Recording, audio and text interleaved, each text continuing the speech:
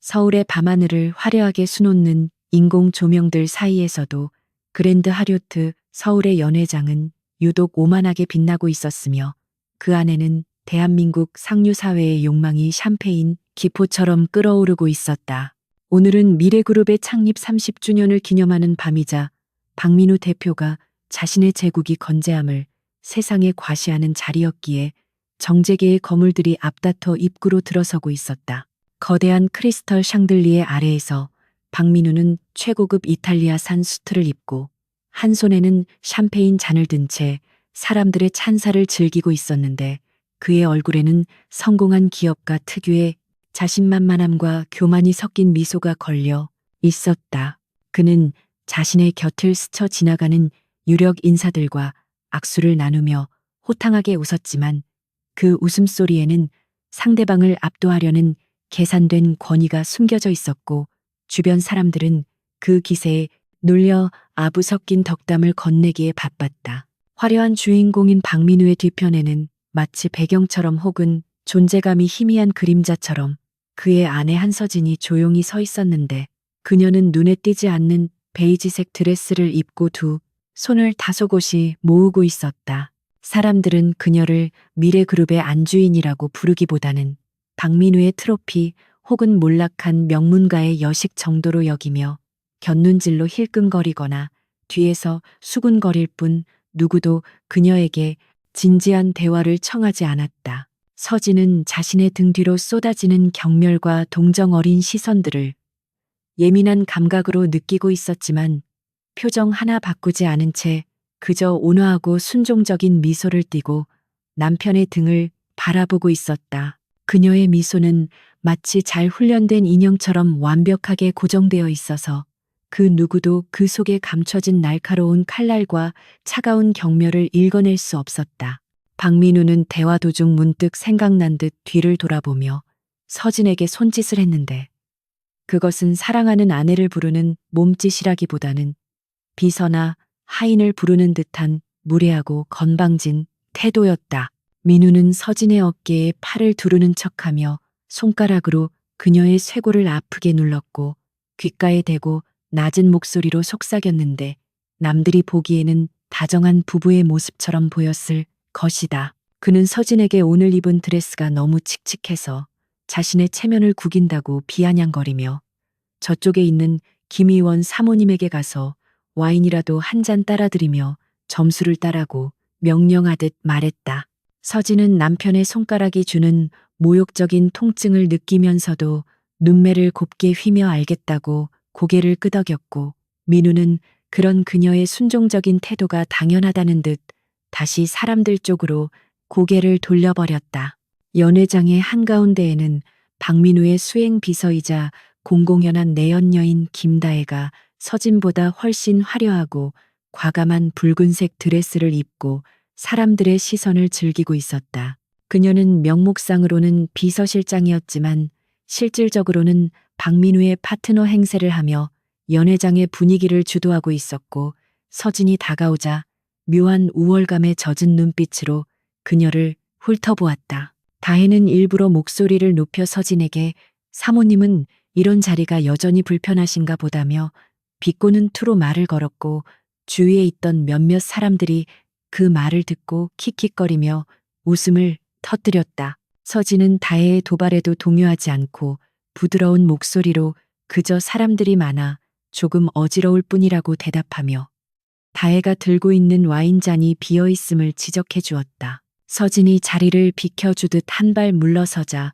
박민우는 보란듯이 김다혜의 허리에 손을 감으며 건배 제의를 하기 위해 중앙 무대로 걸어 나갔고 그 모습은 서진을 투명 인간 취급하는 것이나 다름없었다. 스포트라이트가 박민우와 김다혜를 비추자 사람들은 박수갈채를 보냈고 서진은 어둠이 내려앉은 구석 자리로 밀려나 그 광경을 지켜보아야 했다. 민우는 마이크를 잡고 미래그룹의 지난 성과와 앞으로의 비전에 대해 열변을 토하기 시작했는데 그는 자신이 이룬 모든 것이 오로지 자신의 천재적인 경영 능력 덕분이라고 떠벌렸다. 서진은 샴페인 잔을 만지작거리며 남편이 말하는 저 눈부신 성과라는 것이 실상은 불법적인 자금 세탁과 무리한 차입 경영으로 쌓아 올린 사상 누각임을 누구보다 잘 알고 있었다. 연회장의 분위기가 무르익을수록 서진을 향한 사람들의 뒷담화는 더욱 노골적으로 변해갔는데 그들은 서진이 들리지 않을 것이라 생각했는지 목소리를 낮추지도 않았다. 한 귀부인은 서진이 친정이 망한 뒤 박민우에게 팔려오다시피 시집와서 숨만 쉬고 산다며 혀를 찼고 옆에 있던 다른 여자는 그래도 돈 많은 남편 덕에 호강하는 것 아니냐며 비아냥거렸다. 서진은 그들의 대화를 한마디도 놓치지 않고 듣고 있었지만 모욕감을 느끼기보다는 그들의 무지함에 헛웃음이 나올 지경이었다. 그들은 박민우가 입고 있는 수트와 그가 타고 다니는 리무진, 그리고 이 거대한 파티의 비용이 어디서 나왔는지 전혀 짐작조차 하지 못하고 있었으며 그 자금줄의 진짜 주인이 바로 그들이 비웃는 여자라는 사실은 상상도 못할 일이었다. 잠시 후 박민우가 연설을 마치고 내려오자 김다혜가 물티슈를 건네며 땀을 닦아주었고 두 사람은 서로의 눈을 바라보며 은밀한 미소를 교환했는데 이는 서진이 보는 앞에서 벌어지는 명백한 모욕이었다. 민우는 서진이 있는 쪽을 힐끔 보더니 다혜에게 무언가 속삭였고 두 사람은 칵테일 바 쪽으로 이동하며 큰 소리로 웃어댔다. 서진은 그 모습을 보며 가슴 한구석이 욱신거리는 통증을 느꼈지만 그것은 사랑이나 질투 때문이 아니라 자신이 선택했던 남자가 고작 이 정도 수준밖에 되지 않는다는 자괴감 때문이었다. 그녀는 7년 전 아버지의 회사가 어려워졌을 때 박민우가 내밀었던 손을 잡았고 그가 야망은 있어도 최소한의 의리는 있는 사람이라 믿었지만 그 믿음은 결혼 1년 만에 처참하게 부서져 버렸다.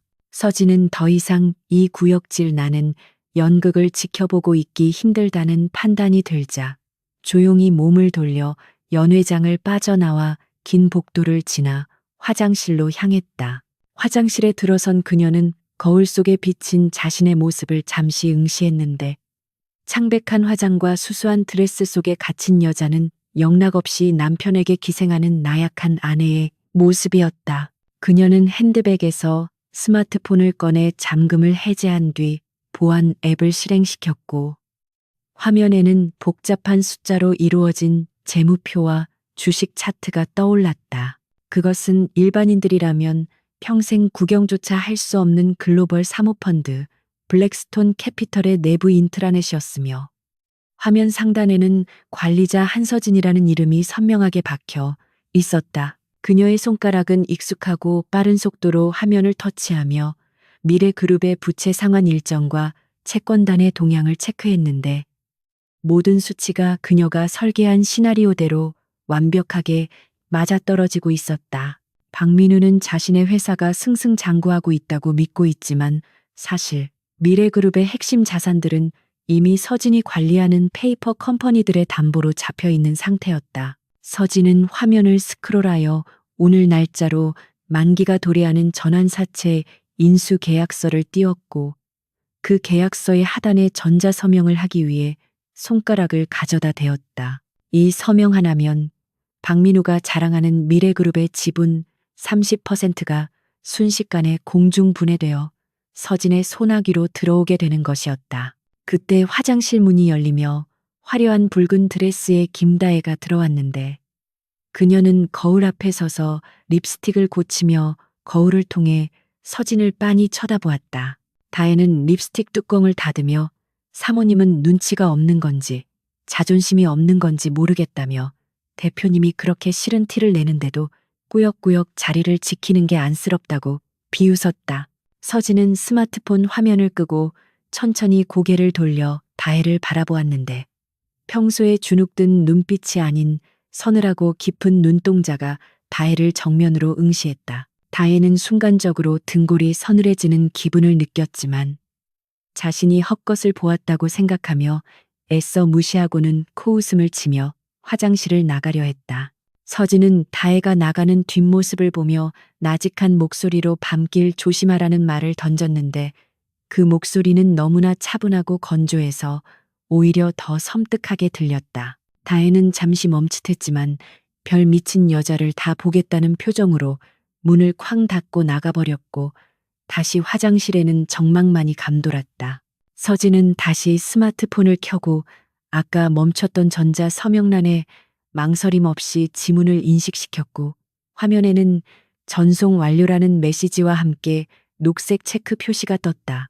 그것은 박민우라는 남자의 몰락을 알리는 신호탄이자 한서진이라는 여자가 그림자 밖으로 걸어 나오기 위한 첫 번째 발걸음이었다. 화장실에서 나온 서진은 다시 연회장으로 돌아가기 전 로비의 창가에 서서 서울의 야경을 내려다보았는데 유리창에 비친 그녀의 얼굴에는 아까와는 전혀 다른 미소가 번져 있었다. 그것은 사냥감이 덫에 걸린 것을 확인한 사냥꾼의 미소이자 오랫동안 벼려운 칼날을 마침내 뽑아든 검투사의 비장함이 담긴 표정이었다. 그녀는 핸드백 속에 스마트폰을 깊숙이 집어넣고 옷매무새를 다듬은 뒤 다시 그 가식과 위선이 넘쳐흐르는 연회장 안으로 발걸음을 옮겼다. 문이 열리고 쏟아져 나오는 빛 속으로 걸어 들어가는 그녀의 뒷모습은 더 이상 나약한 아내의 것이 아니라 전장을 지배하러 가는 여왕의 위엄을 풍기고 있었다. 연회장 안은 여전히 시끌벅적했고 박민우는 술 기운이 올랐는지 목소리가 한층 더 커져 있었는데 그는 자신이 서 있는 바닥이 무너져 내리기 시작했다는 사실을 꿈에도 모른 채 떠들고 있었다. 서진은 웨이터에게서 샴페인 잔을 하나 받아들고 천천히 남편이 있는 곳으로 다가갔는데 이번에는 사람들의 시선 따위는 전혀 신경 쓰지 않았다. 그녀가 다가가자 박민우는 미간을 찌푸리며 왜 또 왔냐는 듯한 표정을 지었지만 서진은 그에게 잔을 들어 올리며 부드럽게 건배를 제의했다. 당신의 영광스러운 미래를 위하여라는 그녀의 말은 축복처럼 들렸지만 그 속에 담긴 진정한 의미는 오직 서진만이 알고 있는 저주였다. 박민우는 귀찮다는 듯 대충 잔을 부딪히고는 샴페인을 단숨에 들이켰고 서진은 그 모습을 보며 입가에 묻은 와인을 우아하게 닦아내었다. 그녀의 머릿속에서는 이미 다음 단계의 계획이 톱니바퀴처럼 돌아가고 있었는데 내일 아침 주식시장이 개장하면 미래그룹의 주가는 요동칠 것이고 채권단은 들이닥칠 것이다. 서진은 남편의 넥타이가 비뚤어진 것을 보고 손을 뻗어 바로잡아 주었는데 그 손길은 마치 사형수에게 마지막 식사를 대접하는 간수의 손길처럼 정중하면서도 냉혹했다. 오늘 밤이 박민우가 왕으로서 누리는 마지막 밤이 될 것이기에 그녀는 최대한의 자비를 베풀어 그의 기분을 맞춰주기로 결심한 것이다. 파티가 끝나갈 무렵 사람들은 하나둘씩 자리를 뜨기 시작했고 취기가 오른 박민우는 김다혜의 부축을 받으며 비틀거리는 걸음으로 리무진을 향해 걸어갔다. 서진은 그 뒤를 따르며 운전기사에게 문을 열어달라고 신호를 보냈고 민우를 뒷좌석에 밀어 넣은 뒤 자신은 조수석에 올라탔다. 차창 밖으로 스쳐 지나가는 서울의 풍경을 바라보며 서진은 차가운 유리창에 이마를 대고 눈을 감았는데 그녀의 심장은 복수의 희열로 거칠게 뛰고 있었다. 이제 돌이킬 수 없는 강을 건넜고 이 싸움은 한쪽이 완전히 파멸해야만 끝이 날 것이라는 사실을 그녀는 뼈저리게 느끼고 있었다. 다음 날 아침 박민우가 숙취로 인해 머리를 부여잡고 침대에서 끙끙거리는 동안 한서진은 이미 완벽하게 외출 준비를 마친 상태였으며 식탁 위에는 남편을 위한 해장국이 식어가고 있었다. 그녀는 흐트러진 침대 시트 위에서 괴로워하는 남편을 잠시 내려다보았는데 그 눈빛에는 어제 연회장에서 보여주었던 온순함은 온데간데 없고 오직 싸늘한 경멸만이 담겨 있었다. 서진은 식탁 위에 메모 한 장 남기지 않고 조용히 현관문을 나섰고 지하 주차장에 주차된 자신의 소형차가 아닌 구석에 오랫동안 방치되어 있던 검은색 세단으로 향했다. 운전석에 앉은 그녀는 익숙한 손놀림으로 시동을 걸었고 엔진의 묵직한 진동이 손끝을 타고 전해져 오자 비로소 자신이 가정주부 한서진이 아닌 다른 존재로 돌아왔음을 실감했다. 그녀가 향한 곳은 청담동의 화려한 명품 거리가 아니라 테헤란로 뒷골목에 위치한 낡고 평범해 보이는 오피스 빌딩이었는데, 이곳은 겉보기에는 평범한 무역회사처럼 보였지만 실상은 철통 같은 보안 시스템으로 보호받는 그녀의 비밀 요새였다. 건물 지하 주차장의 전용 구역에 차를 세운 서진은 엘리베이터에 올라타 가장 높은 층 버튼을 눌렀고, 엘리베이터 문이 열리자마자 그녀를 맞이한 것은 정장을 말끔하게 차려입은 두 명의 남성이었다. 그들은 서진을 보자마자 허리를 굽혀 정중하게 인사를 했고, 서진은 가볍게 고개를 끄덕이며 회의실로 성큼성큼 걸어 들어갔는데,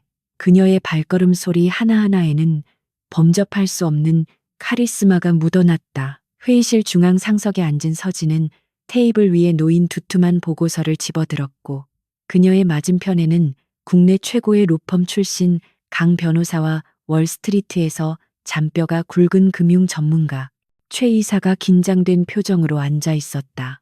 최 이사는 마른 침을 삼키며 현재 미래그룹의 자금 흐름에 대해 브리핑을 시작했는데, 박민우가 최근 무리하게 추진하고 있는 리조트 개발 사업이 사실상 거대한 자금 세탁 통로로 이용되고 있다는 내용이었다. 서진은 보고서의 페이지를 넘기며 입가에 묘한 미소를 지었는데, 그것은 남편의 타락이 자신의 예상 범위를 한치도 벗어나지 않았다는 사실에 대한 조소이자 만족감의 표현이었다. 박민우는 자신이 비밀리에 운영한다고 믿는 페이퍼 컴퍼니들이 사실은 전부 서진의 감시망 아래에 있다는 사실을 꿈에도 모르고 있었다. 강 변호사는 스크린에 복잡한 도표를 띄우며 박민우가 이 프로젝트를 위해 끌어다 쓴 자금의 출처가 대부분 섀도우 펀드라는 이름의 사모펀드임을 지적했는데, 이 펀드의 실소유주가 바로 눈앞에 있는 한서진이라는 사실은 극비사항이었다. 박민우는 섀도우 펀드가 해외의 검은머리 외국인 투자자라고 착각하고 있었으며, 그들이 요구하는 높은 이자와 불리한 담보 조건을 아무런 의심 없이 받아들이고 있었다. 서진은 찻잔을 들어 올리며 박민우가 이번 달 말까지 상환해야 할 이자가 얼마인지 물었고, 최 이사는 천문학적인 액수를 제시하며 만약 상환이 지체될 경우 즉시 기한이익 상실 조항이 발동될 것이라고 대답했다. 서진은 고개를 끄덕이며 그 조항이 발동되는 즉시 미래그룹의 알짜배기 계열사들을 압류할 수 있도록 모든 법적 서류를 완벽하게 준비해 두라고 지시했다. 사실 서진이 이 덫을 놓기 시작한 것은 3년 전 박민우가 처음으로 외도를 시작했을 때부터였는데, 그녀는 배신감에 눈물을 흘리는 대신 남편의 회사를 송두리째 삼킬 계획을 세우며 차근차근 준비해왔다.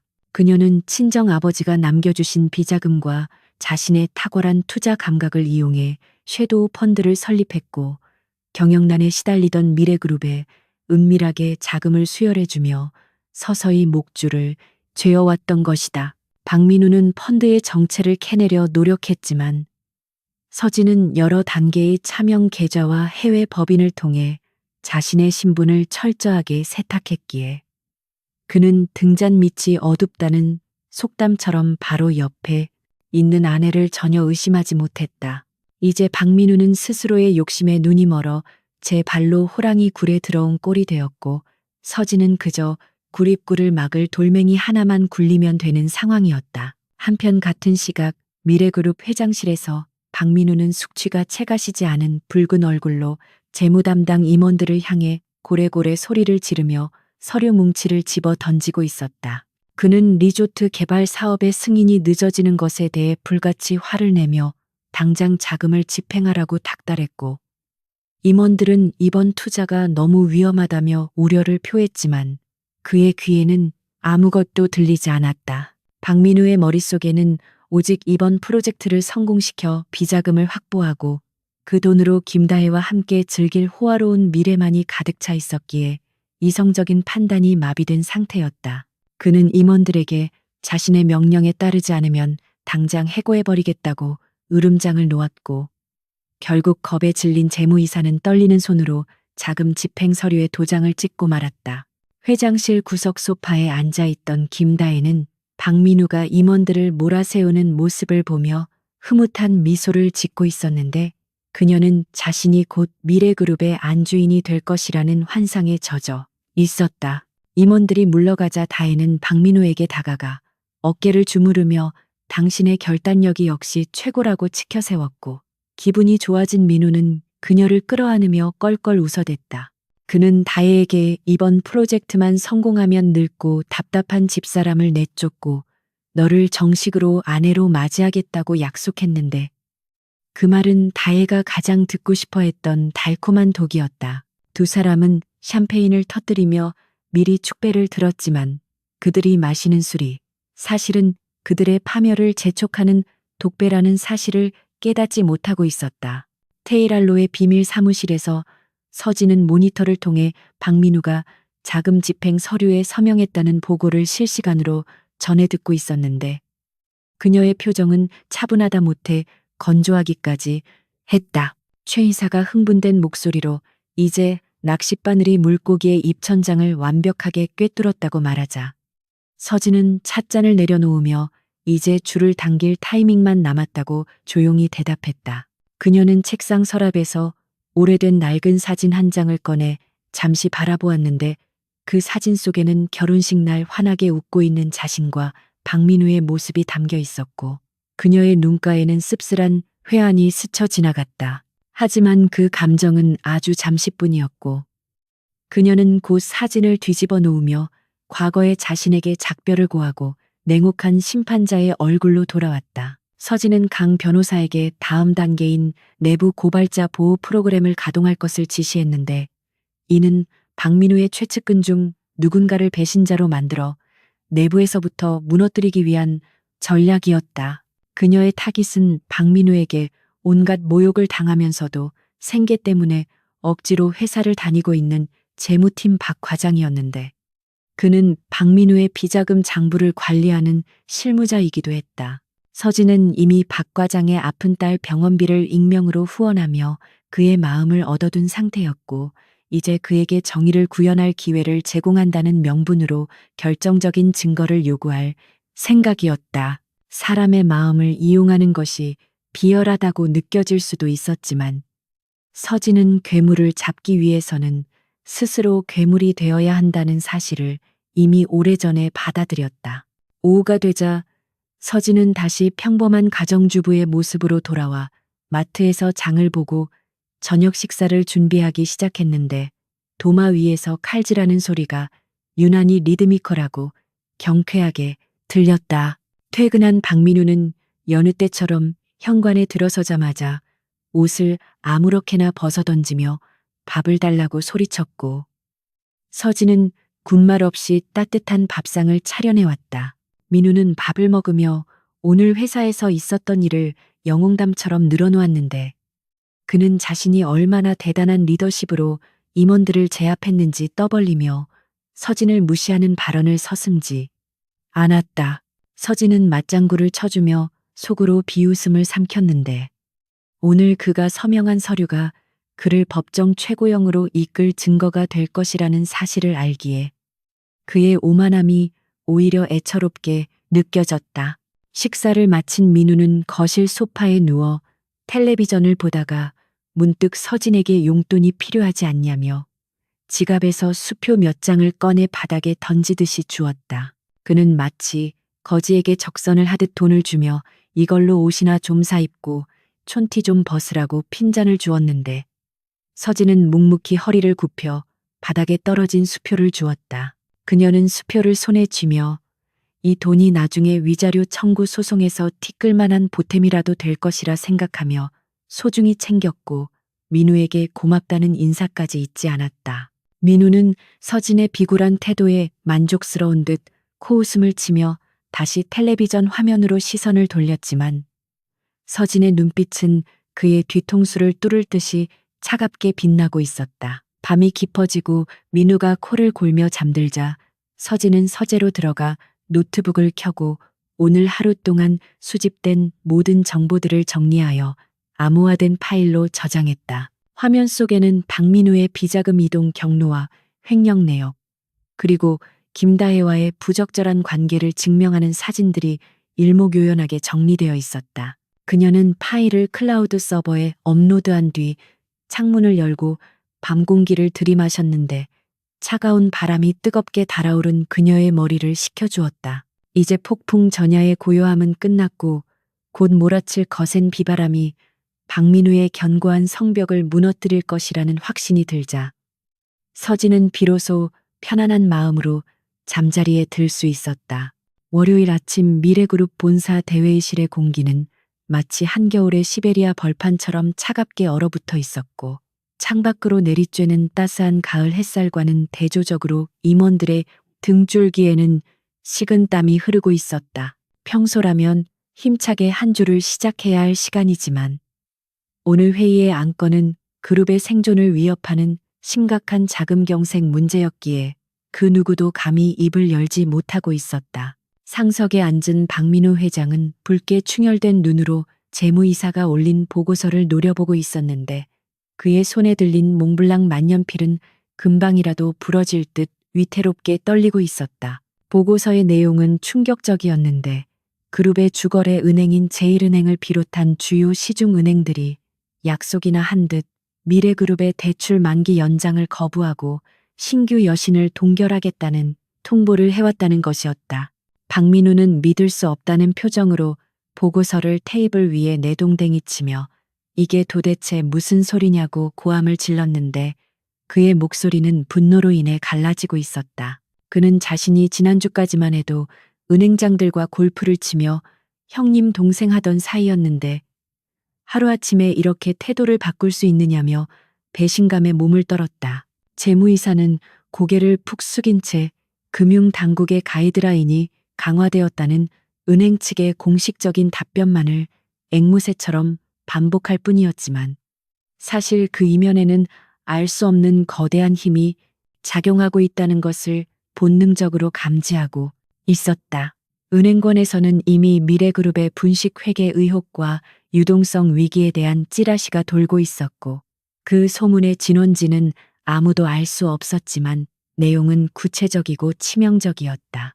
박민우는 자존심이 허락하지 않았지만 당장 급한 불을 끄기 위해 회의 도중 직접 제1은행장에게 전화를 걸었는데 수화기 너머로 들려오는 것은 비서의 건조한 안내, 멘트뿐이었다. 행장님께서 긴급 이사회 참석 중이라 통화가 어렵다는 말은 명백한 거절의 의사표시였고 박민우는 수치심에 얼굴이 붉어지다 못해 터질 듯 달아올랐다. 그는 휴대폰을 벽에 집어 던져 박살을 내버리고는 임원들을 향해 삿대질하며 당장 다른 자금주를 찾아오지 않으면 전원 해고해버리겠다고 악을 썼다. 하지만 이미 제도권 금융의 문은 굳게 닫힌 상태였고 제2금융권마저도 미래그룹의 신용등급 하락을 이유로 고개를 젓고 있었기에 임원들은 사면초가에 빠진 상황이었다. 같은 시각 한서진은 청담동의 고급 미용실에서 평온하게 두피 마사지를 받고 있었는데 그녀의 곁에는 상류층 사모님들이 모여 앉아 시시콜콜한 수다를 떨고 있었다. 서진은 눈을 감고 편안한 표정을 짓고 있었지만 그녀의 귀는 주위의 대화 내용을 하나도 놓치지 않고 수집하고 있었으며 머릿속으로는 남편이 겪고 있을 혼란을 생생하게 시뮬레이션하고 있었다. 은행장들이 일제히 등을 돌리게 만든 것은 서진이 섀도우 펀드의 이름으로 주요 은행의 대주주들에게 보낸 경고 서한 덕분이었는데 그 서한에는 미래그룹의 부실이 터질 경우 은행이 입게 될 막대한 손실에 대한 정밀한 분석이 담겨 있었다. 은행들은 리스크 관리 차원에서라도 미래그룹과의 관계를 끊을 수밖에 없었고 이것은 서진이 설계한 고사 작전의 첫 번째 단계였다. 미용실 직원이 가져다준 허브차를 마시며 서진은 스마트폰으로 주식시장의 동향을 체크했는데 미래그룹의 주가는 장 시작과 동시에 하한가 근처까지 폭락하고 있었다.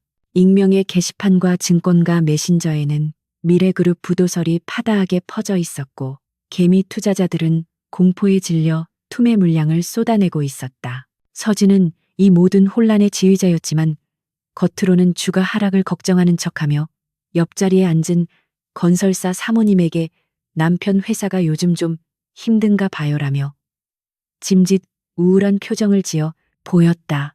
사모님들은 서진을 위로하는 척하면서도 속으로는 고소해하는 기색을 감추지 못했는데 서진은 그런 인간들의 이중적인 본성을 즐기며 속으로 차가운 미소를 지었다. 퇴근 시간이 지나고 늦은 밤이 되어서야 박민우는 술에 잔뜩 취해 집으로 돌아왔는데 그의 모습은 아침의 위풍당당함은 온데간데 없이 폐잔병처럼 초라해져 있었다. 그는 현관에 들어서자마자 신발을 벗어던지고 비틀거리는 걸음으로 거실로 들어와 소파에 몸을 던졌고 넥타이를 거칠게 풀어헤치며 숨을 몰아쉬었다. 서진이 다가와 겉옷을 받아주려 하자 민우는 거칠게 그녀의 손을 뿌리치며 재수 없으니 저리 가라고 소리쳤는데 그의 눈은 광기로 번들거리고 있었다. 그는 오늘 하루 자신이 겪은 모든 수모와 굴욕의 원인을 아내인 서진에게 돌리고 싶어 했으며 그녀가 집에 들어온 뒤로 되는 일이 하나도 없다며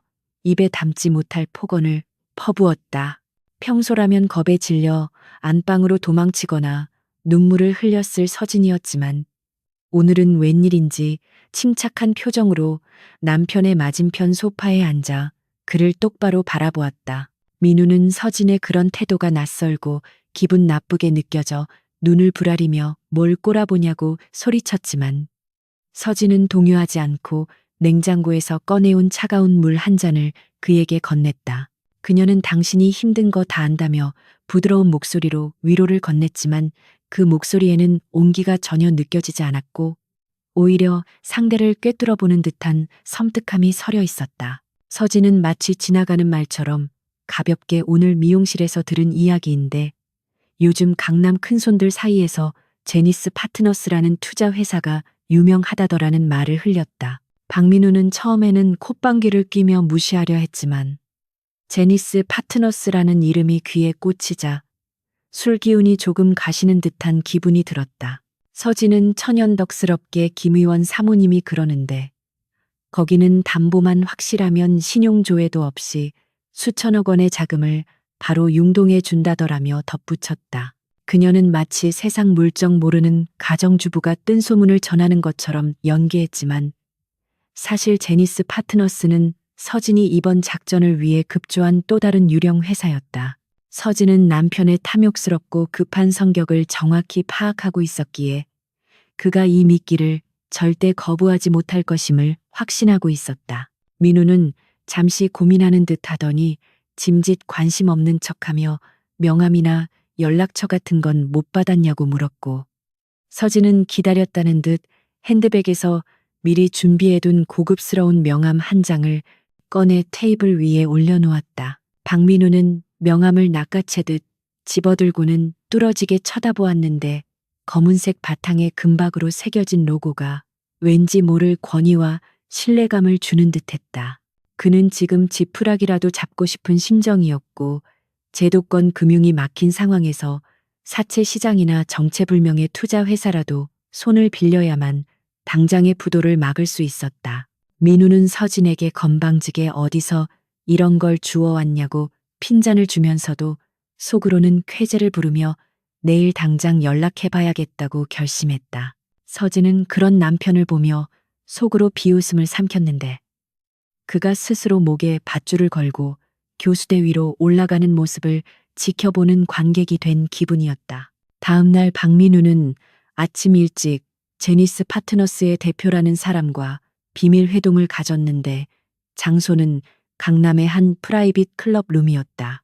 제니스 파트너스의 대표로 나온 제임스 킴이라는 남자는 젠틀한 외모와 유창한 말솜씨로 박민우를 홀렸는데 그는 사실 서진이 고용한 전문 배우 출신의 사기꾼이었다. 제임스 킴은 미래그룹의 잠재력을 높이 평가한다며 흔쾌히 500억 원의 긴급 자금을 지원하겠다고 제안했고 박민우는 구세주를 만난 듯 감격하여 그의 손을 맞잡았다. 하지만 계약서에는 치명적인 독소 조항이 숨겨져 있었는데 만약 원리금 상환이 일주일이라도 지체될 경우 담보로 제공한 미래그룹의 알짜 계열사 지분 전량을 제니스 파트너스에게 양도한다는 내용이었다. 박민우는 평소라면 꼼꼼하게 따져봤을 계약 조건들을 대충 훑어보았는데 그의 눈에는 오직 500억 원이라는 숫자만이 크게 들어올 뿐이었다. 그는 자신이 추진하는 리조트 사업이 성공하면 이 정도 돈은 금방 갚을 수 있다고 자만했고, 자신의 경영 능력을 과신한 나머지 리스크를 전혀 고려하지 않았다. 옆에 배석한 법무팀장이 계약 조항이 너무 불리하다며 우려를 표했지만, 박민우는 지금 찬물 더운 물 가릴 때냐며 팀장의 정강이를 걷어차고는 망설임 없이 계약서에 서명했다. 그가 서명하는 순간 루만의 공기는 미묘하게 바뀌었고 제임스 킴의 입가에는 묘한 미소가 번졌는데, 그것은 사냥감이 덫에 걸렸음을 확인한 사냥꾼의 미소였다. 계약을 마치고 회사로 돌아가는 차 안에서 박민우는 한서진에게 전화를 걸어 거만한 목소리로 당신 덕분에 좋은 투자처를 찾았다며 나중에 가방이나 하나 사주겠다고 생색을 냈다. 그는 자신이 위기를 극복했다고 믿으며 다시 예전의 오만한 태도로 돌아가 비서인 김다혜에게 전화를 걸어 오늘 밤 축하 파티를 열자고 제안했다. 서진은 수화기 너머로 들리는 남편의 들뜬 목소리를 들으며 조용히 통화 종료 버튼을 눌렀고, 그녀의 눈앞에 놓인 모니터에는 제니스 파트너스로부터 송금된 500억 원이 다시 여러 계좌를 거쳐 서진의 비밀 계좌로 되돌아오는 흐름도가 표시되고 있었다.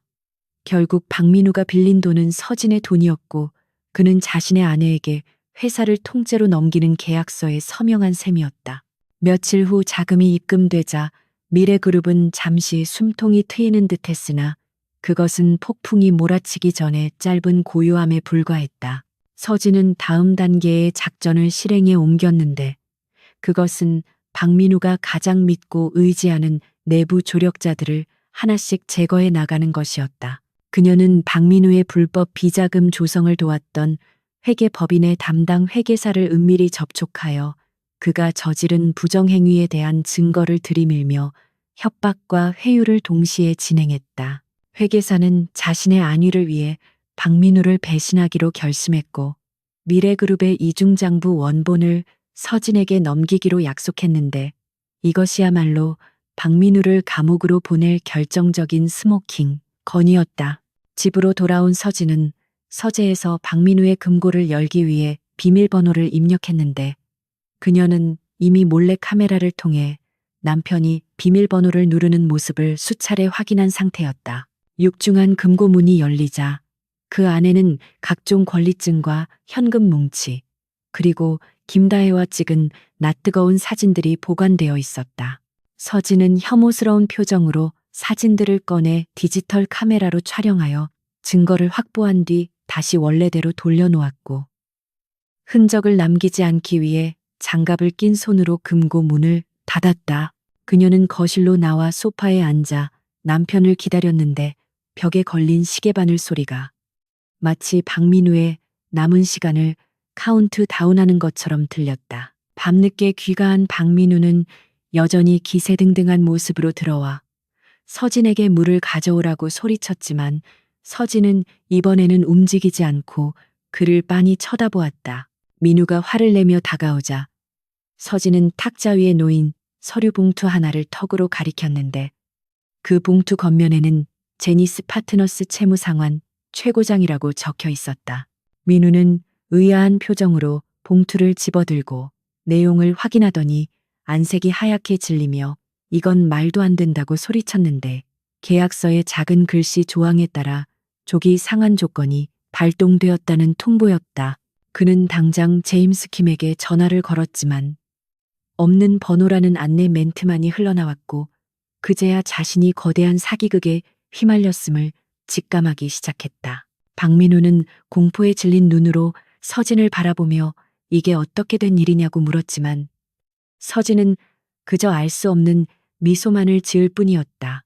그녀는 천천히 자리에서 일어나 남편에게 다가가 당신이 그렇게 자랑하던 사업 수완이 고작 이 정도였냐며 차가운 비수를 꽂았는데, 그 목소리는 너무나 침착해서 더욱 공포스럽게 느껴졌다. 민우는 뒷걸음질 치며 주저앉았고, 서진은 그를 내려다보며 이제 시작일 뿐이라고 속삭였다. 창밖에서는 가을비가 추적추적 내리기 시작했고, 빗줄기는 점점 거세져 마치 미래그룹의 운명을 예고하는 듯했다. 서진은 창가로 다가가 빗방울이 유리창을 때리는 모습을 바라보며 이제 곧 들이닥칠 파국을 조용히 기다렸다. 미래그룹 본사의 아침은 마치 폭격을 맞은 전장과도 같은 혼란 속에 시작되었는데 주식 시장이 개장하자마자 미래그룹의 주가는 곤두박질치기 시작해 그래프는 수직으로 하강하는 파란색 직선을 그리고 있었다. 증권가 정보지 일명 찌라시를 통해 미래그룹의 유동성 위기와 분식 회계 의혹이 구체적인 수치와 함께 유포되면서 투자자들의 공포 심리를 자극한 것이 결정타였다. 박민우 회장은 집무실 모니터 화면을 멍하니 바라보다가 책상 위에 명패를 집어 던져 산산조각을 냈고 비서실 직원들은 파편이 튀는 소리에 비명을 지르며 고개를 숙였다. 그는 보이지 않는 적이 자신의 목을 조여오고 있다는 공포감에 사로잡혀 있었지만 그 적의 실체가 무엇인지 도무지 감을 잡을 수 없어 더욱 미칠 지경이었다. 박민우의 고함 소리가 복도까지 울려 퍼지는 가운데 비서실장 김다혜는 자신의 사무실 문을 걸어 잠그고 손톱을 물어뜯으며 불안에 떨고 있었는데 그녀의 눈앞에는 자신이 관리하던 차명 계좌의 잔고가 바닥을 드러내고 있는 화면이 떠 있었다. 박민우는 위기를 모면하기 위해 다혜의 명의로 된 계좌에 있던 비자금까지 모조리 빼내어 채권단에 쏟아붓고 있었고 이는 다혜가 챙길 몫이 사라지고 있다는 것을 의미했다. 그녀는 박민우가 자신을 진심으로 사랑하는 것이 아니라 필요할 때 쓰고 버리는 장기판의 말처럼 여기고 있다는 사실을 뒤늦게 깨닫기 시작했고 침몰하는 배에서 탈출하지 않으면 자신도 함께 수장될 것이라는 불길한 예감에 휩싸였다. 그날 오후 다혜는 평소 즐겨 찾던 압구정의 고급 스파에서 마사지를 받고 나오다가 로비의 어두운 구석 테이블에 앉아 있는 한 여자를 발견하고 소스라치게 놀랐다. 그곳에는 한서진이 우아하게 찻잔을 들고 앉아 있었는데 평소의 수수한 모습과는 달리 날카롭게 재단된 검은색 정장을 입고 있어 전혀 다른 사람처럼 보였다. 서진은 당황하여 도망치려는 다혜를 향해 조용히 손짓하며 자리에 앉으라는 무언의 압박을 보냈고 다혜는 거부할 수 없는 위압감에 이끌려 주저하며 그녀의 맞은편에 앉았다. 서진은 찻잔을 내려놓으며 다혜에게 박민우가 곧 구속될 것이며 공범인 당신도 횡령 및 배임 혐의로 최소 징역 5년은 살게 될 것이라는 충격적인 사실을 건조한 어조로 통보했다.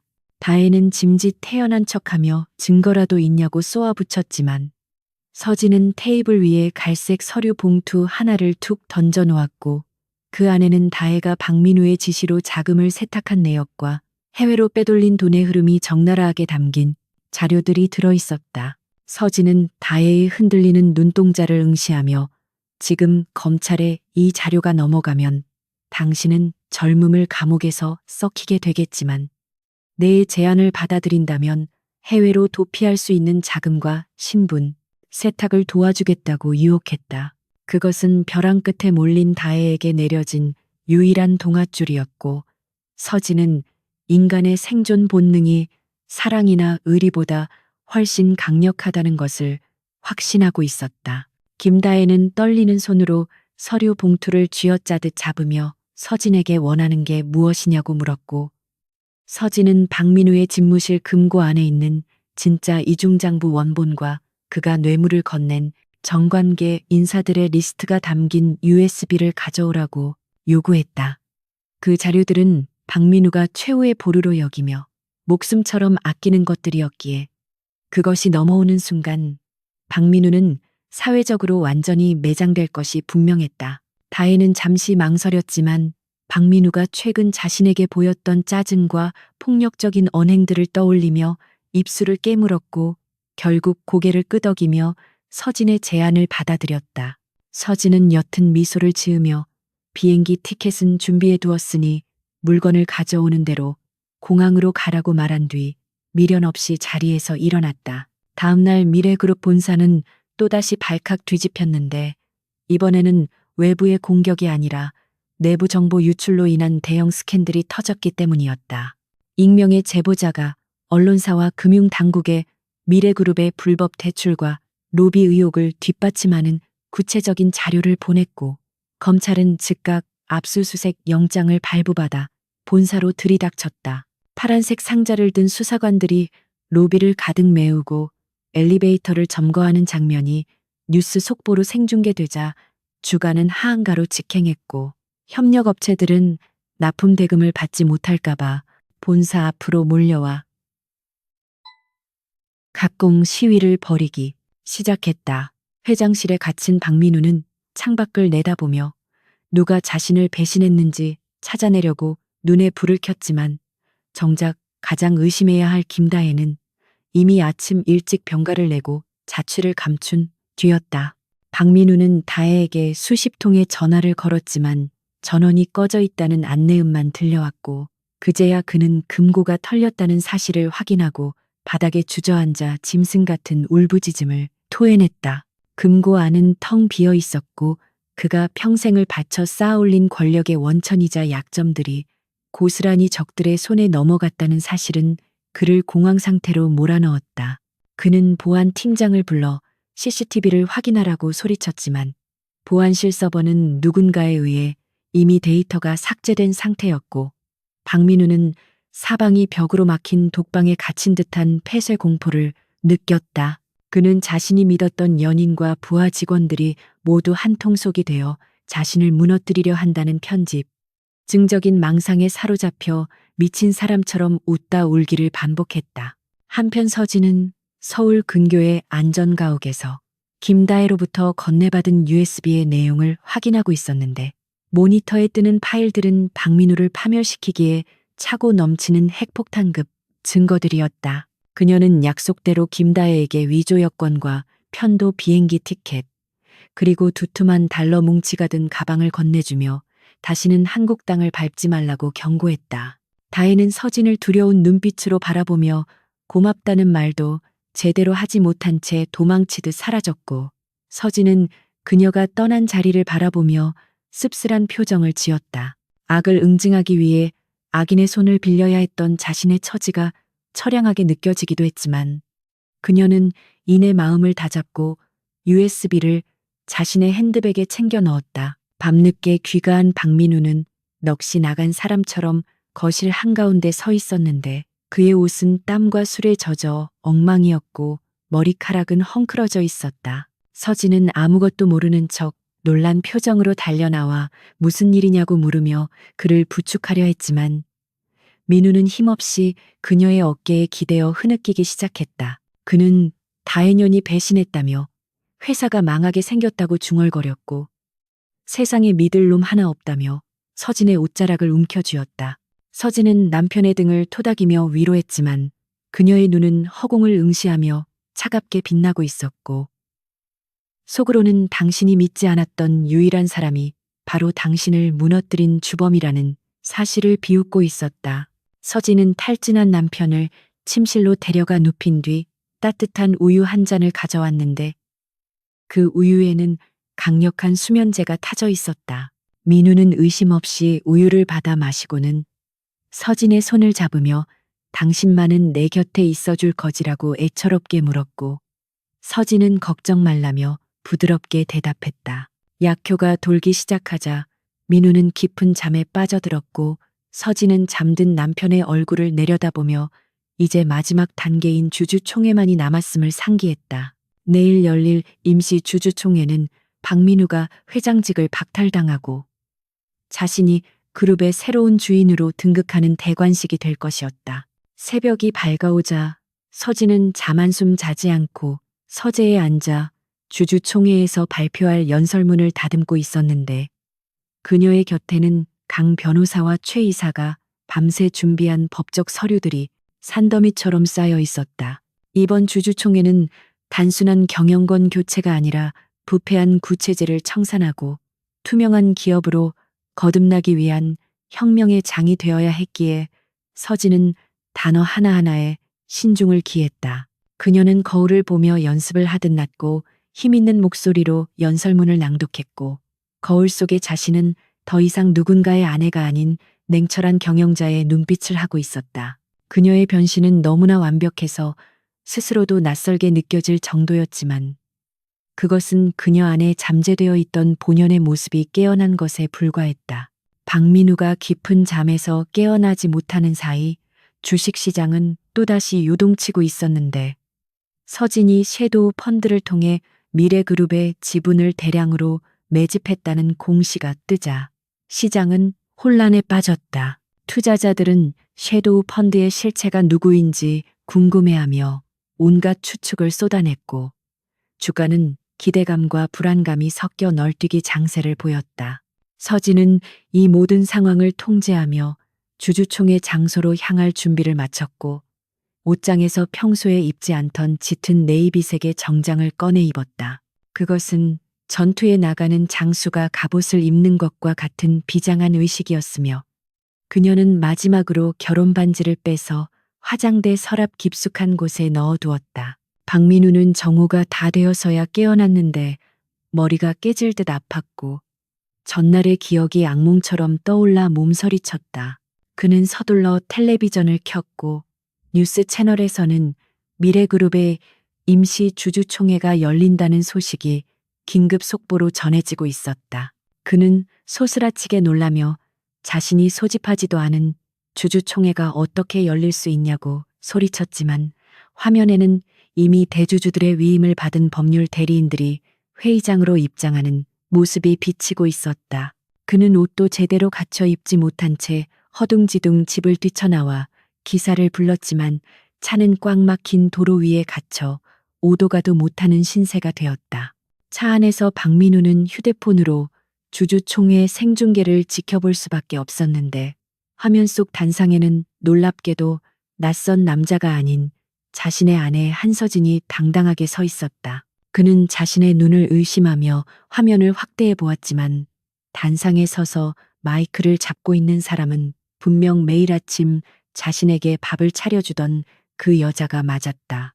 서진은 주주들을 향해 침착하고 또렷한 목소리로 현 경영진의 무능과 부패를 고발하며 해임안을 상정하겠다고 선언했고 회의장은 술렁임으로 가득 찼다. 박민우는 휴대폰을 떨어뜨리며 멍한 표정으로 창밖을 바라보았는데 하늘은 무심하게도 맑고 푸르렀다. 미래그룹 본사 대강당의 거대한 문이 열리고 수백 명의 주주들과 기자들이 숨을 죽인 채 단상을 응시하고 있었는데 그곳에는 검은 정장을 입은 한서진이 냉철한 조각상처럼 서 있었다. 그녀의 뒤로 펼쳐진 대형 스크린에는 미래그룹의 방만한 경영 실태와 불법 자금 흐름을 보여주는 도표들이 붉은색으로 선명하게 표시되어 있어 장내의 분위기를 더욱 짓누르고 있었다. 주주들은 단상에 선 인물이 박민우 회장의 아내라는 사실에 웅성거렸지만 그녀가 뿜어내는 압도적인 카리스마와 철저하게 준비된 자료들 앞에서 감히 이의를 제기하지 못하고 있었다. 서진은 마이크를 잡고 자신의 소개를 시작했는데 그녀는 더 이상 누군가의 아내가 아닌 미래그룹의 최대 채권자이자 섀도우 펀드의 정권을 위임받은 대리인으로서 그 자리에서 있음을 명확히 했다. 그녀의 목소리는 스피커를 타고 강당 구석구석까지 울려 퍼졌는데 감정의 동요 없이 건조하고 명료한 어조가 오히려 듣는 이들에게 강한 신뢰감을 심어주고 있었다. 서진은 박민우 대표가 저지른 횡령과 배임, 그리고 무리한 사업 확장으로 인해 그룹이 입은 손실액을 구체적인 숫자로 제시하며 경영진의 전면 교체가 불가피함을 역설했다. 특히 그녀는 박민우가 최근 긴급 자금으로 끌어다 쓴 제니스 파트너스의 자본이 사실은 전환사채 형태였으며 상환 불이행으로 인해 이미 주식으로 전환되었음을 폭로했다. 이로써 섀도우 펀드와 우호 지분을 합친 서진 측의 의결권이 과반수를 넘어섰다는 사실이 밝혀지자 장내는 충격에 휩싸인 탄성으로 가득 찼고 주주들은 배신감에 몸을 떨었다. 그때 강당 입구 쪽에서 소란스러운 소리와 함께 잠겨있던 문이 거칠게 열렸고 헝클어진 머리에 넥타이가 풀어헤쳐진 박민우가 보안 요원들을 뿌리치며 난입했다. 그는 땀투성이가 된 얼굴로 단상을 향해 삿대질을 하며 저 여자가 하는 말은 다 거짓말이라고 고래고래 소리를 질렀는데 그 모습은 위험 있는 회장이 아니라 술 주정뱅이의 난동처럼 보일 뿐이었다. 박민우는 숨을 헐떡이며 단상으로 뛰어 올라가려 했지만 건장한 체격의 보안 요원들이 그의 앞을 가로막았고 그는 짐승처럼 울부짖으며 서진을 향해 온갖 저주를 퍼부었다. 그는 서진에게 네가 감히 남편인 나를 배신하고 뒤통수를 칠 수 있느냐며 당장 내려오라고 악을 썼지만 서진은 눈 하나 깜짝하지 않고 그를 내려다보았다. 서진은 마이크를 끄지 않은 채 차가운 목소리로 보안 팀장에게 난동을 부리는 외부인을 밖으로 끌어내라고 지시했는데 그녀가 사용한 외부인이라는 단어는 박민우의 심장에 비수처럼 꽂혔다. 박민우는 믿을 수 없다는 표정으로 서진을 올려다보며 내가 이 회사의 회장이고 주인이라고 절규했지만 서진은 스크린에 띄워진 지분 구조도를 손으로 가리켰다. 그곳에는 박민우의 지분이 담보 실행으로 인해 공중분해되었음이 적나라하게 표시되어 있었고 그는 서류상으로 이미 아무런 권한이 없는 껍데기에 불과했다. 주주들은 추악하게 발버둥치는 박민우의 모습을 보며 혀를 찼고 그동안 그를 믿고 따랐던 임원들조차 고개를 돌리며 그를 외면하기 시작했다. 박민우는 보안 요원들에게 양팔이 붙들린 채로 서진을 향해 내가 너를 어떻게 먹여 살렸는데 은혜를 원수로 갚느냐며 억울함을 호소했지만 그것은 자신의 무능을 덮으려는 비겁한 변명에 지나지 않았다. 서진은 단상에서 한 발자국 앞으로 나와 그를 내려다보며 당신이 나를 먹여 살린 게 아니라 내가 당신의 무능함을 돈으로 메워주고 있었던 것이라고 차갑게 일갈했다. 그녀의 말은 마이크를 통해 장내에 생생하게 전달되었고 그동안 베일에 쌓여있던 자금의 출처가 바로 서진이었다는 사실에 사람들은 경악을 금치 못했다. 서진은 7년 전 당신이 무시하고 짓밟았던 처가댁의 유산이 돌고 돌아 당신의 목을 조르는 밧줄이 되었다는 사실을 잊지 말라고 덧붙였다. 장내의 분위기가 정리되자 서진은 임시 의장으로서 박민우 대표이사 해임안을 정식으로 상정했고 투표는 거수 방식으로 진행되었다. 박민우는 보안 요원들에게 제압당한 채 바닥에 무릎을 꿇고 주주들을 향해 제발 기회를 달라고 애원했지만 그의 눈물 어린 호소에 반응하는 사람은 아무도 없었다. 주주들은 하나둘씩 손을 들기 시작했고 순식간에 강당을 가득 메운 손들은 마치 박민우를 단죄하는 심판의 숲처럼 보였다. 개표 결과는 만장일치에 가까운 찬성으로 나왔고 의사봉이 3번 두드려지는 소리가 강당 안에 울려 퍼지자 박민우의 제국은 공식적으로 붕괴되었다. 해임안이 통과된 직후 서진은 미리 준비해둔 새로운 이사 선임 안건을 처리하며 경영 공백을 최소화하기 위한 신속한 조치를 취했다. 그녀는 투명 경영위원회를 신설하고 전문 경영인 체제를 도입하여 다시는 오너리스크로 인해 주주들이 피해를 보는 일이 없도록 하겠다고 약속했다. 그녀의 단호하고 비전 있는 연설에 주주들은 기립 박수를 보냈고 그 소리는 바닥에 주저앉아 멍하니 허공을 응시하는 박민우를 더욱 비참하게 만들었다. 그는 자신이 평생을 바쳐 쌓아 올린 모든 것이 한순간에 물거품이 되고 자신의 아내가 그 폐허 위에서 새로운 여왕으로 등극하는 모습을 무력하게 지켜보아야만 했다. 회의가 모두 끝나고 서진이 단상에서 내려오자 기자들이 그녀를 에워싸며 플래시를 터뜨렸는데 그녀는 쏟아지는 질문, 세례 속에서도 침착함을 잃지 않고 짧은 인터뷰를 진행했다. 그녀는 이번 사태에 대해 책임을 통감하며 뼈를 깎는 쇄신을 통해 그룹을 정상화시키겠다는 원론적인 답변을 내놓았지만 그녀의 눈빛은 이미 승자의 여유로 빛나고 있었다. 보안 요원들에 의해 강당 밖으로 끌려나가던 박민우는 서진과 눈이 마주치자 마지막 발악을 하듯 소리를 질렀지만 서진은 그를 철저하게 무시하며 기자들 사이를 우아하게 빠져나갔다. 두 사람의 엇갈린 운명은 냉혹한 비즈니스 세계의 비정한 현실을 극명하게 보여주는 한 편의 드라마와도 같았다. 박민우는 강당 밖 복도에 내동댕이 쳐졌는데 그의 곁에는 그를 보좌하던 비서진도 그에게 아부를 떨던 임원들도 아무도 남아있지 않았다. 그는 떨리는 손으로 바지 주머니를 뒤져 담배를 찾았지만 라이터조차 없다는 사실에 허탈한 웃음을 터뜨리며 바닥에 드러누웠다. 천장에 달린 형광등 불빛이 너무나 눈부셔 눈물이 흘러내렸는데 그것이 회한의 눈물인지 분노의 눈물인지조차 구별할 수 없었다. 그는 자신이 서진을 너무나 과소평가했음을 뒤늦게 깨달았지만 이미 버스는 떠나버렸고 그에게 남은 것은 빚더미와 법적인 책임뿐이었다. 한편 서진은 회장실로 향하는 전용 엘리베이터에 올라탔는데 그곳은 어제까지만 해도 박민우만이 사용할 수 있었던 금단의 구역이었다. 엘리베이터 문이 닫히고 좁은 공간에 홀로 남게 되자 서진은 긴장이 풀린 듯 벽에 기대어 깊은 한숨을 내쉬었다.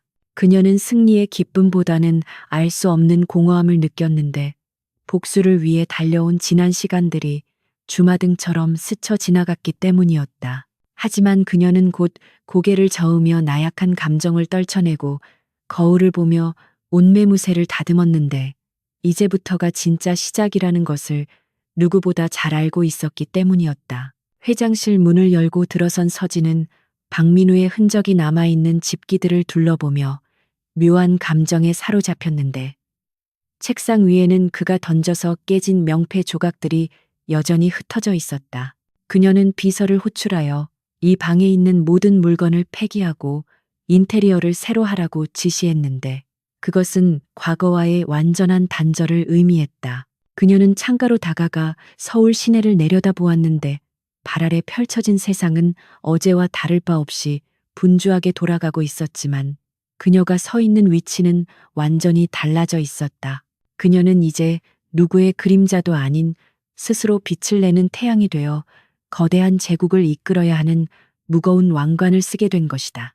오후 늦게 검찰 수사관들이 회사로 들이닥쳐 박민우를 횡령 및 배임 혐의로 긴급 체포했다는 소식이 전해졌다. 서진은 집무실에서 뉴스를 통해 양손에 수갑을 차고 호송차에 오르는 남편의 모습을 지켜보았는데 그의 표정은 이미 삶의 의지를 잃은 사람처럼 텅 비어 있었다. 기자들이 마이크를 들이대며 심경을 물었지만 그는 묵묵부답으로 일관하며 고개를 숙였고 그 모습은 한때 세상을 호령하던 재벌 총수의 말로라고 하기에는 너무나 초라했다. 서진은 화면을 끄고 창밖으로 시선을 돌렸는데 밖에는 굵은 빗줄기가 내리기 시작해 도시의 더러운 것들을 씻어내려는 듯 세차게 쏟아지고 있었다.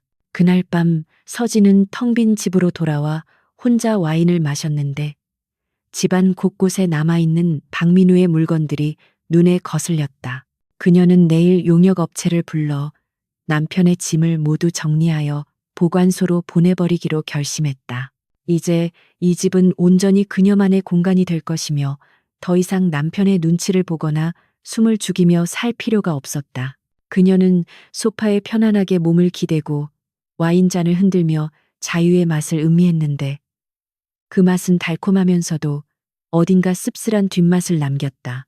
하지만 그녀는 후회하지 않았는데 자신이 선택한 길이었고 그 길 끝에서 찾은 자유였기 때문이었다. 다음 날 아침 서진은 평소보다 일찍 일어나 조깅을 하며 하루를 시작했는데 상쾌한 아침 공기가 폐부 깊숙이 들어오자 살아있다는 감각이 선명하게 느껴졌다. 그녀는 샤워를 하고 깔끔한 정장으로 갈아입은 뒤 거울 앞에서 자신을 향해 환하게 미소를 지어 보였다. 이제 그녀 앞에는 수많은 난관과 도전들이 기다리고 있겠지만 그녀는 두려워하지 않았는데 이미 가장 큰 적을 자신의 손으로 무너뜨렸기 때문이었다. 그녀는 현관문을 열고 세상 밖으로 당당하게 걸어 나갔고 그녀의 발걸음은 그 어느 때보다 가볍고 힘찼다.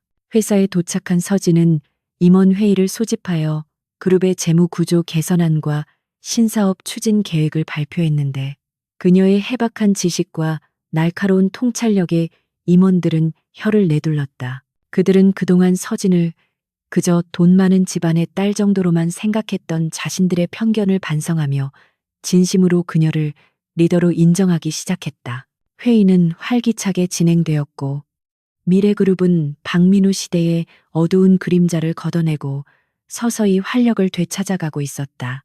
서진은 회의실 상석에 앉아 임원들의 보고를 받으며 비로소 자신이 있어야 할 자리를 찾았다는 확신을 가질 수 있었다. 서진은 점심시간에 짬을 내어 구치소에 수감된 박민우의 변호사로부터 연락을 받았는데 박민우가 면회를 요청하고 있다는 내용이었다. 그녀는 잠시 고민했지만 마지막으로 정리해야 할 일이 남았다는 생각에 면회를 수락했다.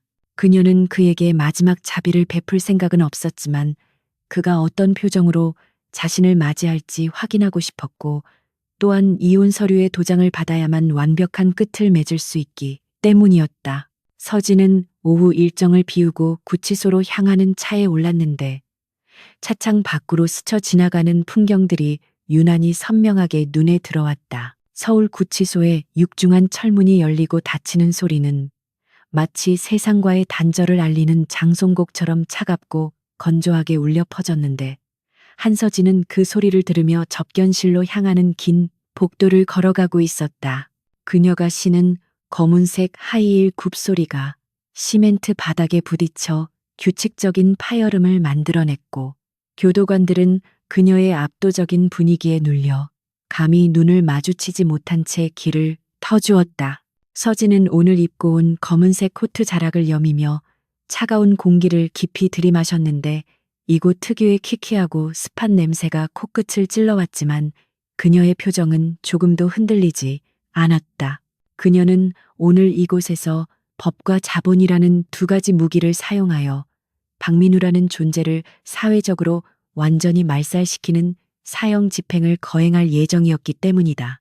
접견실의 투명한 아크릴 벽 너머로 보이는 의자에 앉아 서진은 잠시 눈을 감고 지난 시간을 회상했는데 7년 전 박민우와 처음 만났던 순간부터 그가 자신을 배신하고 조롱했던 기억들이 파노라마처럼 스쳐 지나갔다. 잠시 후 문이 열리고 수의를 입은 박민우가 교도관에게 양팔을 붙들린 채 들어왔는데 그의 모습은 불과 며칠 전까지만 해도 거대 기업을 호령하던 회장의 모습이라고는 상상할 수 없을 정도로 초라하게 망가져 있었다.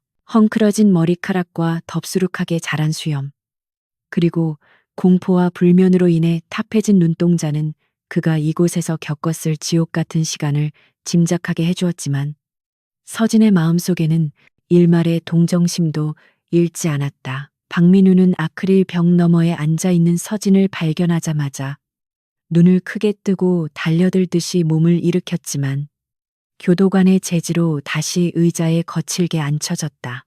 그는 수화기를 집어들고 떨리는 목소리로 서진에게 왜 이제야 왔느냐고 소리쳤는데 그 목소리에는 분노와 원망 그리고 살려달라는 비굴한 애원이 뒤섞여 있었다. 그는 자신이 억울하게 누명을 쓴 것이라며 서진에게 당장 최고의 변호인단을 구성해서 자신을 꺼내달라고 떼를 썼는데 아직도 사태 파악을 전혀 못하고 있는 그의 어리석음은 서진을 실수하게 만들었다. 서진은 천천히 수화기를 귀에 대고 당신을 꺼내줄 사람은 이 세상에 아무도 없으며 당신은 이곳에서 아주 오랫동안 죗값을 치르게 될 것이라고 차갑게 못 박았다. 서진은 가방에서 미리 준비해온 두툼한 서류 봉투를 꺼내 아크릴 벽에 대고 보여주었는데 그것은 변호사가 작성한 이혼 합의서와 재산 포기 각서였다. 그녀는 박민우에게 이 서류에 도장을 찍는다면 당신이 감옥에서 썩는 동안 영치금 정도는 넣어줄 의향이 있지만 만약 거부한다면 당신의 남은 인생을 더욱 비참하게 만들어줄 추가 증거들을 검찰에 제출하겠다고 협박했다. 그 추가 증거란 박민우가 과거에 저질렀던 불법 도박과 마약, 투약 의혹, 그리고 정재계 인사들에게 성접대를 알선했던 구체적인 리스트였는데 이것이 공개된다면 그는 징역 형량이 2배로 늘어나는 것은 물론이고 사회적으로 매장당해 다시는 재기할 수 없게 될 것이었다. 박민우는 서류 내용을 훑어보더니 손을 부들부들 떨며 네가 어떻게 나한테 이럴 수 있느냐고 악을 썼는데 합의서에는 위자료는커녕 박민우 명의로 된 모든 빚을 그가 떠안고 나간다는 독소 조항이 명시되어 있었다. 그는 자신이 빈털터리가 되어 감옥에서 평생을 보내야 한다는 사실을 받아들이기 힘들어하며 차라리 죽여달라고 절규했지만 서진은 눈 하나 깜짝하지 않았다. 서진은 당신은 죽음으로 도피할 자격조차 없으며 살아서 처절하게 고통받고 무너져 내리는 것이 내가 당신에게 내리는 형벌이라고 담담하게 말했다. 그녀의 말은 칼날보다 날카롭게 박민우의 심장을 파고들었고 그는 자신이 거대한 벽 앞에 선 무력한 존재임을 뼈저리게 깨달았다. 서진은 변호사를 통해 박민우가 숨겨놓았던 마지막 차명 계좌까지 이미 동결시켰다는 사실을 통보했는데 그 계좌는 박민우가 최후의 보루로 여기며 김다혜조차 모르게 관리하던 것이었다. 박민우는 자신의 숨통을 조여오는 서진의 치밀함에 공포를 느끼며 털썩 주저앉았고 이제 그에게 남은 것은 아무것도 없다는 절망감이 그를 집어삼켰다.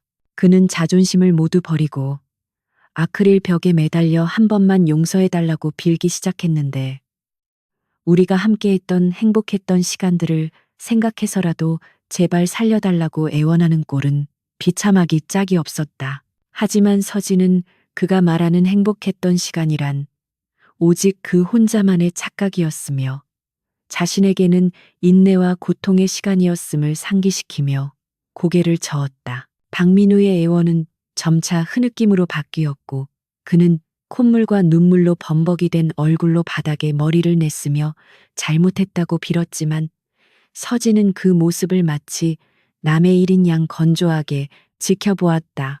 그녀는 교도관에게 눈짓을 보내 이제 볼 일이 끝났음을 알렸고 교도관은 박민우를 일으켜 세워 억지로 끌고 나가려 했다.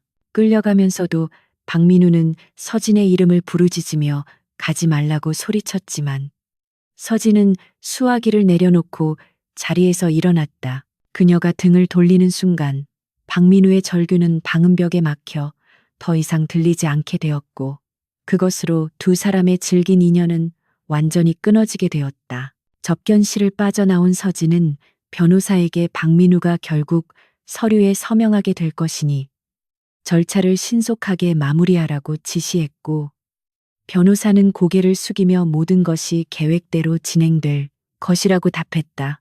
서진은 구치소 건물을 빠져나와 주차장으로 걸어가며 하늘을 올려다 보았는데 잿빛 구름이 걷히고 눈부신 태양이 구름 사이로 얼굴을 내밀고 있었다.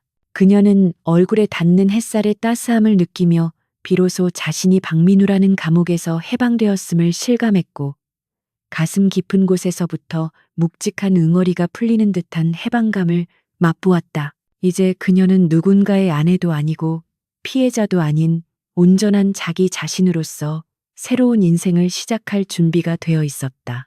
서울로 돌아가는 차 안에서 서진은 라디오 뉴스를 들었는데 검찰이 박민우 전 회장을 특정 경제범죄 가중처벌 등에 관한 법률 위반 혐의로 구속 기소했다는 소식이 흘러나오고 있었다.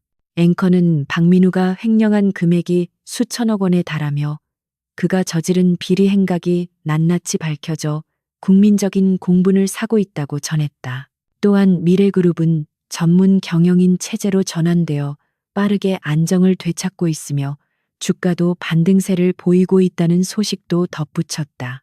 서진은 차창 밖으로 스쳐 지나가는 한강의 풍경을 바라보며 자신이 설계한 복수극이 완벽한 결말을 향해 달려가고 있음에 만족스러운 미소를 지었다. 그날 오후 서진은 법원에서 온 이혼 확정 판결문을 받아 들었는데 서류에는 한서진과 박민우의 혼인 관계가 해소되었음이 명시되어 있었다. 그녀는 잉크 냄새가 채 가시지 않은 판결문을 손끝으로 쓸어보며 7년이라는 시간이 종이 한 장으로 정리되는 현실에 묘한 허무함을 느꼈다. 하지만 그 허무함은 잠시뿐이었고 그녀는 곧바로 비서에게 전화를 걸어 내일 예정된 이사회 안건을 점검하고 자신의 집무실 인테리어를 밝은 톤으로 바꿀 것을 지시했다.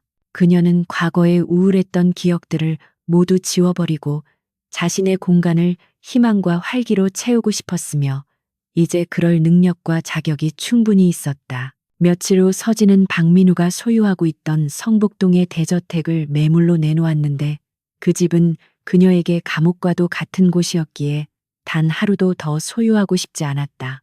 부동산 중개인은 시세보다 싼 가격에 내놓은 이유를 물었지만 서진은 그저 나쁜 기운이 서린 곳이라 빨리 처분하고 싶을 뿐이라고 대답했다. 그녀는 그 집을 판 돈 전액을 가정폭력 피해 여성들과 미혼모를 지원하는 재단에 기부하기로 결정했는데 이는 자신의 과거와 같은 아픔을 겪는 이들에게 작은 희망이라도 주고 싶은 마음에서였다. 이 소식이 언론에 알려지자 대중들은 그녀를 노블레스 오블리주를 실천하는 진정한 리더로 칭송했고 그녀의 사회적 명망은 더욱 높아졌다. 한편 구치소 독방에 수감된 박민우는 서진이 보내준 영치금으로 산빵을 씹으며 멍하니 벽을 응시하고 있었는데 그의 눈에는 더 이상 야망이나 오기 같은 것은 찾아볼 수 없었다. 그는 자신이 한때 누렸던 부와 권력이 신기루처럼 사라졌음을 인정할 수밖에 없었고 밤마다 서진에게 저질렀던 악행들이 악몽이 되어 그를 괴롭혔다. 그는 차라리 서진이 자신에게 욕을 하거나 딱이라도 때렸다면 덜 비참했을 것이라 생각했지만 그녀가 보여준 철저한 무관심과 냉소는 그를 더욱 미치게 만들었다. 그는 좁은 감옥 안에서 평생을 자신의 어리석음을 탓하며 살아가야 하는 무기징역보다 더 가혹한 형벌을 받게 된 셈이었다. 계절이 바뀌어 거리에 낙엽이 뒹구는 늦가을이 되었고 서진은 미래그룹의 회장으로서 첫 공식 기자회견을 가졌다. 수많은 카메라 플래시 앞에서도 그녀는 조금도 위축되지 않고 당당한 모습으로 미래그룹의 새로운 비전과 윤리 경영 선언문을 낭독했다. 그녀는 기업의 이익뿐만 아니라 사회적 책임을 다하는 존경받는 기업을 만들겠다고 약속했고 기자들은 그녀의 진정성 있는 태도에 깊은 감명을 받았다. 회견이 끝나고 단상을 내려오는 그녀의 뒤로 박수 소리가 쏟아졌는데 그것은 새로운 시대의 개막을 알리는 축포와도 같았다. 서진은 늦은 밤 집무실에 홀로 남아 창밖의 야경을 내려다 보았는데 서울의 밤은 여전히 화려하고 분주했지만 그 풍경을 바라보는 그녀의 마음은 예전과 달리 평온하기 그지없었다. 그녀는 책상 위에 놓인 가족사진 액자를 엎어버리고 대신 그 자리에 자신이 가장 좋아하는 화가의 그림을 올려놓았다. 그림 속에는 거친 파도를 헤치고 항해하는 배 한 척이 그려져 있었는데 그것은 앞으로 그녀가 헤쳐나가야 할 거친 세상과 그 속에서도 굴하지 않고 나아갈 그녀의 의지를 상징하는 듯했다. 서진은 따뜻한 커피 한 모금을 마시며 내일은 오늘보다 더 빛나는 하루가 될 것이라고 스스로에게 다짐했다. 이제 모든 복수는 끝났고 박민우라는 이름은 그녀의 인생에서 완전히 지워졌지만 서진은 이것이 끝이 아니라 새로운 시작임을 잘 알고 있었다.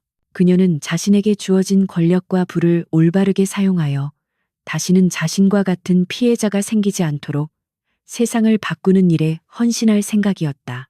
그녀는 자리에서 일어나 옷걸이에 걸린 코트를 집어들고 가벼운 발걸음으로 사무실을 나섰는데 복도 끝에서 비치는 불빛이 그녀의 앞길을 환하게 비춰주는 듯했다. 그녀의 입가에는 그 어느 때보다 편안하고 아름다운 미소가 머물러 있었는데 그것은 진정한 승리자만이 지을 수 있는 여유롭고 고귀한 미소였다.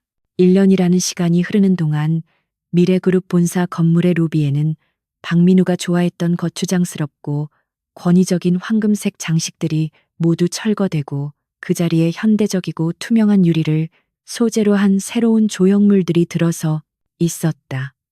그것은 한서진 회장이 추구하는 투명 경영과 소통의 가치를 상징하는 변화였으며 직원들의 표정 또한 과거의 경직됨에서 벗어나 한결 밝고 자유로워져 있었다. 서진은 과거 회장실이라 불리던 밀실을 개방형 집무실로 개조하여 직원들과 수시로 소통하고 있었고 그녀의 책상 위에는 결제 서류만큼이나 직원들의 건의 사항이 담긴 메모들이 가득 쌓여 있었다.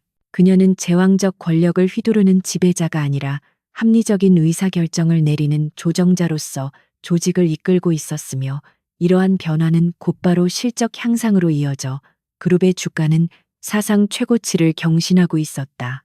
대회의실에서 열린 정기 주주총회는 과거와는 전혀 다른 차분하고 건설적인 분위기 속에서 진행되었는데, 주주들은 한서진 회장의 경영 성과에 대해 아낌없는 지지를 보내고 있었다. 서진은 단상에 서서 지난 1년간의 성과와 향후 비전을 발표했는데, 그녀는 단순히 수익만을 쫓는 것이 아니라 환경과 사회적 책임을 다하는 ESG 경영을 그룹의 핵심 가치로 선포했다.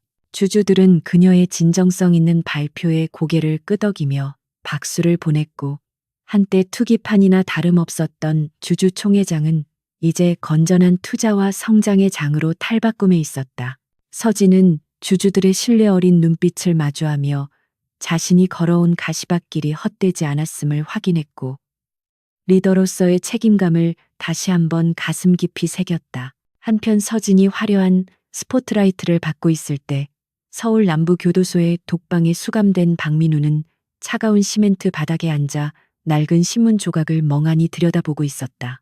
신문 경제면 구석에는 미래그룹의 눈부신 성장을 다룬 기사가 실려 있었고, 사진 속의 한서진은 그가 알던 수동적인 아내가 아닌 세상을 호령하는 여제의 모습을 하고 있었다. 민우는 떨리는 손가락으로 사진 속의 서진을 문지르며 허탈한 웃음을 터뜨렸는데, 그것은 자신의 어리석음에 대한 조소이자 돌아갈 수 없는 과거에 대한 회한이었다. 그는 이곳에서 이름 대신 수인 번호로 불리며 하루하루를 연명하고 있었고, 면회 오는 사람 하나 없는 철저한 고립 속에서 자신이 세상으로부터 완전히 잊혀가고 있다는 사실을 뼈저리게 실감하고 있었다. 교도소의 일과는 가혹하고 단조로웠는데, 박민우는 고된 노역을 마치고 돌아올 때마다 온몸이 부서질 듯한 통증을 느꼈지만, 육체적인 고통보다 더 그를 괴롭히는 것은 정신적인 공허함이었다. 그는 밤마다 좁은 창살 사이로 들어오는 달빛을 바라보며 자신이 한때 가졌던 부와 명예가 얼마나 덧없는 것이었는지를 곱씹어야만 했다. 감방 동료들은 그가 한때 재벌 회장이었다는 사실을 알면서도 조롱하거나 무시하기 일쑤였고, 그는 바닥까지 떨어진 자존감을 안고 쥐 죽은 듯이 지내야만 했다. 그는 서진에게 무릎 꿇고 빌었던 마지막 순간을 수천 번도 더 떠올리며 후회했지만, 시간을 되돌릴 수 없다는 냉혹한 현실만이 그를 차갑게 짓누를 뿐이었다. 반면 서진은 업무를 마친 후 수행원들을 물리고 홀로 남산의 전망대에 올랐는데, 이곳은 그녀가 복수를 결심하기 전 답답한 마음을 달래기 위해 자주 찾았던 장소였다. 하지만 오늘 그녀가 바라보는 서울의 야경은 예전처럼 우울하거나 슬프게 보이지 않았고, 수만 개의 불빛들이 마치 그녀의 새로운 출발을 축복해주는 촛불처럼 아름답게 반짝이고 있었다. 그녀는 난간에 기대어 서서 시원한 밤바람을 맞으며 깊은 숨을 들이마셨는데, 폐부 깊숙이 스며드는 공기에서 자유의 향기가 느껴졌다. 그녀는 이제 더 이상 누군가를 증오하거나 복수심에 불타오를 필요가 없었으며, 오롯이 자신의 행복과 미래만을 생각할 수 있는 평온한 상태에 도달해 있었다. 서진은 핸드백에서 스마트폰을 꺼내 갤러리를 넘겨보다가 우연히 박민우와 찍었던 과거의 사진을 발견했는데, 그녀는 망설임 없이 삭제 버튼을 눌러 그 마지막 흔적조차 지워버렸다. 그것은 과거와의 완전한 작별의식이자 앞으로 펼쳐질 새로운 인생에 대한 다짐이기도 했는데, 삭제된 사진이 사라진 화면에는 그녀의 환한 미소가 담긴 셀카가 대신 자리 잡았다. 그녀는 이제 누구의 아내도 누구의 며느리도 아닌 인간 한서진으로서 온전하게 서 있었고, 그 사실 하나만으로도 가슴이 벅차오르는 것을 느꼈다. 그녀는 자신이 겪은 고통이 자신을 단단하게 만든 걸음이 되었음을 인정하고 스스로를 사랑하는 법을 비로소 깨닫게 된 것이다. 다음 날 아침 서진은 출근길에 회사 로비에서 마주친 신입 사원들에게 따뜻한 미소로 인사를 건넸는데, 그녀의 미소에는 가식이 아닌 진심 어린 여유와 배려가 묻어났다. 직원들은 그녀를 존경의 눈빛으로 바라보며 허리를 숙였고 서진은 그들의 눈빛에서 자신이 지켜야 할 책임의 무게를 기꺼이 받아들였다. 그녀는 엘리베이터를 타고 가장 높은 곳에 있는 회장실로 올라갔지만 그녀의 마음은 그 어느 때보다 낮은 자세로 세상과 소통할 준비가 되어 있었다. 그녀는 창밖으로 펼쳐진 푸른 하늘을 바라보며 오늘 하루도 치열하게 살아갈 자신을 응원했고 그녀의 앞길에는 구름 한 점 없는 맑은 날씨가 예고되어 있었다. 서진은 책상 위에 놓인 결제 서류에 만년필로 힘차게 서명을 했는데 잉크가 종이에 스며드는 그 순간 그녀는 자신이 살아있음을 생생하게 느꼈다. 그녀가 이끄는 미래그룹은 이제 부패와 탐욕의 상징이 아닌 혁신과 상생의 아이콘으로 거듭나고 있었고 그녀는 그 변화의 중심에서 당당하게 키를 잡고 항해하고 있었다. 그녀는 비서에게 오후 일정을 물으며 자리에서 일어났는데 그녀의 발걸음은 경쾌하고 힘찼으며 옷자락이 바람에 날리는 모습은 마치 날개를 펴고 비상하는 새처럼 자유로워 보였다. 그녀는 문을 열고 눈부신 빛이 쏟아지는 복도로 걸어 나갔고 그 빛 속으로 사라지는 그녀의 뒷모습은 긴 이야기의 끝이 아니라 또 다른 희망찬 이야기의 시작을 알리고 있었다.